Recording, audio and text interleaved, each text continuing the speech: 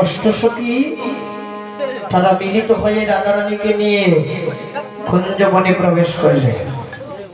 তো কুঞ্জবনে প্রবেশ করে ইতিউতিসা প্রাণবন্ধু কোথায় আছে দেখা নাই।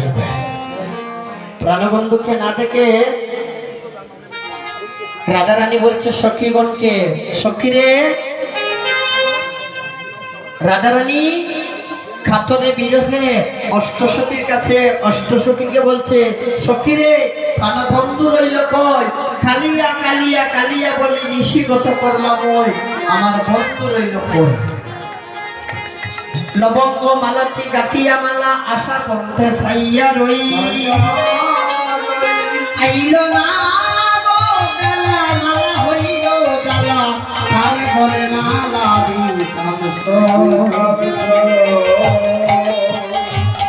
রাধারানী বলছে, সখীরে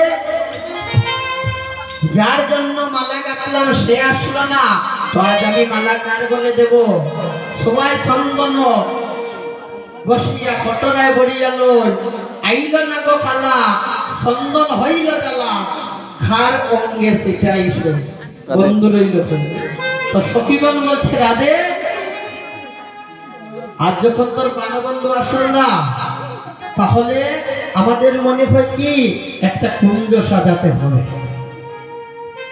তো রাধারানী বলছে অষ্টসখীকে, ও সখীগণ তোরা পুষ্প চয়ন করে আন, পুষ্প চয়ন করে একখানা কুঞ্জ সাজা।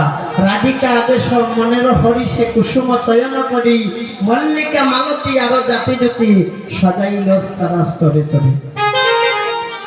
তো তারা অষ্টসখী কি করেছে, তারা সব সখীগণ মিলে কুঞ্জ সাজাতে কেমন ভাবে আজ